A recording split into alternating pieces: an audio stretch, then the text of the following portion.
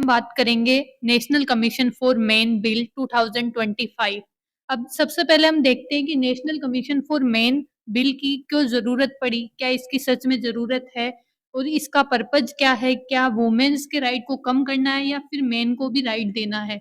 तो सबसे पहले हम बात करते हैं कि किसके द्वारा इंट्रोड्यूस किया गया और ये प्राइवेट बिल है या फिर गवर्नमेंट बिल है।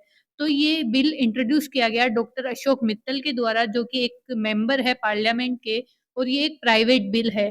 अब हम बात करते हैं, सबसे पहले आज हम इस वीडियो में बात करेंगे कि ये बिल पास क्यों नहीं होना चाहिए। तो आपने एक कहावत सुनी होगी कि मर्द को दर्द नहीं होता। ये इस सोच को दिखाती है आज भी कि आज भी जो महिलाएं हैं वो कमजोर है और जो पुरुष है वो ज़्यादा स्ट्रॉन्ग है। तो सबसे पहले हम बात करते हैं कि ये आज एक प्रोपोगेंडा की तरह यूज़ हो रहा है। ये एक बिल नहीं है बल्कि जो सब लोग हैं उनकी सोच को बदलने का तरीका है। अब सबसे पहले हम बात करते हैं, पटना का एक केस है जो कि 1 जुलाई को हुआ था, जिसमें क्या हुआ कि एक महिला थी जो 2008 से ये केस चल रहा था, उसके ऊपर रेप करा गया था, मतलब अटेम्प्ट किया गया था रेप का, और उस जो मुजरिम है उसको कल 1 जुलाई को एक्विट कर दिया गया था क्योंकि उसके खिलाफ कोई मेडिकल एविडेंस नहीं मिले। तो आप देख सकते हो कि जब ऐसे केसेस हैं और उसको आउटरेटेड मॉडेस्टी का केस लगाया गया, ना कि अटेम्प्ट टू रेप का।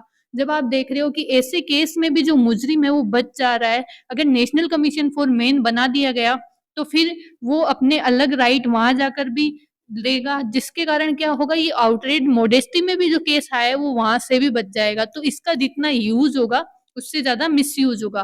फिर अगर हम बात करते हैं केतन अग्रवाल वाले केस की, जो कि इस बिल का मेन ऑब्जेक्टिव है, जिस कारण ये बिल इंट्रोड्यूस हुआ है। तो केतन अग्रवाल वाले केस में हुआ क्या, जो सिया थी उसने पहले ही अपने पेरेंट्स को बोला कि मैं किसी और से प्यार करती हूँ, उससे शादी करना चाहती हूँ, लेकिन उसके पेरेंट्स ने उसकी शादी नहीं कराई, जिसके कारण उसने केतन को मारकर अपने लवर से शादी करने का सोचा।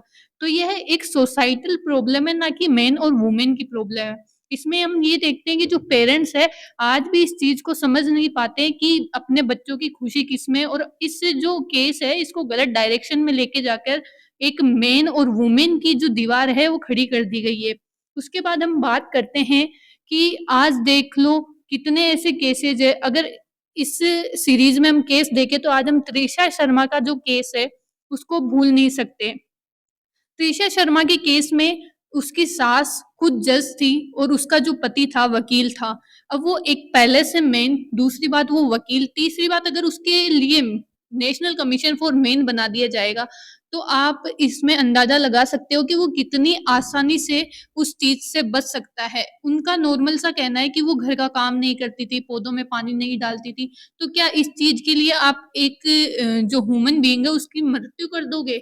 ये अगर ऐसा ही चलता रहा और नेशनल कमीशन फॉर मेन बन भी गया तो इसका फायदा ज्यादा उठाया जाएगा, इसका मिसयूज किया जाएगा, इसका यूज कम किया जाएगा। उसके बाद में हम बात करते हैं state of Haryana versus Bhajanlal and Sanjay Jain versus state of Maharashtra का केस है। करते हैं कि महिलाओं के लिए जो वुमेन कमीशन है वो क्यों बनाया गया था और आज जो नेशनल कमीशन फॉर मेन बनाया जाया है उसका एजेंडा क्या है। तो महिलाओं के लिए जो वुमेन कमीशन बनाया गया था वो उनकी नीड को देखते हुए बनाया गया था, उनके बैकग्राउंड को देखते हुए बनाया गया था। अगर हम देखें कि भारत में जो महिलाओं का जो सफर है वो शुरुआत से ही कमजोर रहा है और आज भी महिलाएं इतनी सक्षम नहीं है कि वो अपने आप खुद से कुछ कर सके, क्योंकि आज भी हम देखते हैं तो कहीं ना कहीं हमारे समाज में पितृसत्तात्मक जो समाज है वो आज भी विद्यमान है।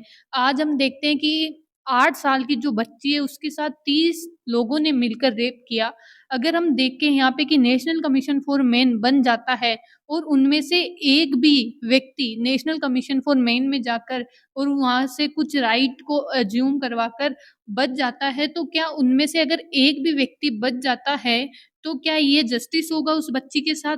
तो इसका जितना यूज होगा उससे ज्यादा मिसयूज होगा। उसके बाद हम देख सकते हैं कि इसमें क्या क्या प्रोविजन किए गए। इसमें प्रोविजन किए गए हैं कि जो फॉल्स केसेस होंगे उनके लिए कम से कम 5 साल की सजा और 25 लाख रुपए जुर्माना होगा। क्या ये सोचकर कई बार हम देखते हैं कि कोर्ट में जो फैसला होता है वो सही नहीं होता है, जबकि हकीकत कुछ अलग होती है, फैसला एविडेंस के अभाव में कुछ और आता है। अगर एक महिला है वो जाकर अगर कोई केस फाइल करवाती है और वो सच में सच्चा है लेकिन एविडेंस के अभाव में वो फॉल्स केस साबित हो जाता है, तो उसको 5 साल की सज़ा मिलेगी और 25 लाख रुपए जुर्माना। क्या इस डर से कोई भी गाँव की महिला कभी भी अपनी रिपोर्ट दायर करवाने के बारे में सोचेगी? तो ये हमारा एक वीक पॉइंट है यहाँ पर। उसके बाद हम बात करते हैं कि आज भी जो है मेल डोमिनेंस ही है, फीमेल डोमिनेंस नहीं है। आपने एक स्टेटमेंट सुना होगा जज का कि हर बार बहू ही क्यों जलकर मरती है, और ये सही भी बात है कि हर बार एक लड़की को ही क्यों टारगेट किया जाता है। हम आज बात कर लेंगे कि नेशनल कमीशन मेन बनना चाहिए, मेन के भी राइट होते हैं, लेकिन हम इसके पीछे के लॉजिक को नहीं समझ पा रहे हैं। उसके बाद में हम बात करते हैं कि नेशनल कमीशन फॉर मेन बनाने के लिए एक पीआईएल पहले ही हाई कोर्ट में दायर की गई थी, जिसको सुप्रीम कोर्ट के द्वारा डिसमिस कर दिया गया, और उन्होंने ये बोला कि नेशनल कमीशन फॉर मेन बनाने की ज़रूरत नहीं है, बल्कि इसकी जगह हम पनिशमेंट को इंक्रीज़ कर सकते हैं, फाइन लगा सकते हैं, और इसके रिगार्डिंग बीएनएस में भी सेक्शंस हैं जो कि अगर फ़ॉल्स केसेज़ होते हैं तो उनके रिगार्डिंग पनिशमेंट भी देता है। एक इंटरव्यू में जब डॉक्टर अशोक मित्तल से ये पूछा गया कि अगर ये एक प्राइवेट बिल है और अगर ये लागू नहीं होता है, तो हम कैसे मेन को सपोर्ट कर सकेंगे, उसको सुरक्षित कर सकेंगे? तो उन्होंने कहा कि अगर ये बिल पास नहीं होता है, तो हम बीएनएस के प्रोविजंस के साथ भी कंटिन्यू कर सकते हैं। तो सवाल यहाँ खड़ा होता है कि जब हम बीएनएस के प्रोविजंस के साथ भी इसको कंटिन्यू कर सकते हैं, तो क्यों एक नेशनल कमीशन फॉर मेन बनाने की हमें ज़रूरत है? आज हम देखते हैं कि महिलाएँ इतनी सक्षम नहीं हुई है, जितना कि आज के दौर में दिखाया जाता है। हम मानते हैं कि ऊँची-ऊँची पोस्ट पर आज महिलाएँ हैं, लेकिन क्या वो 2-4 महिलाओं को देखकर हम कह सकते हैं कि जो समाज में सारी महिलाएँ उस पद तक पहुँचने में सक्षम हो चुकी है? तो मेरा आज का वीडियो यहीं समाप्त होता है, और आज हम यही बात करेंगे कि नेशनल कमीशन फॉर मेन नहीं होना चाहिए।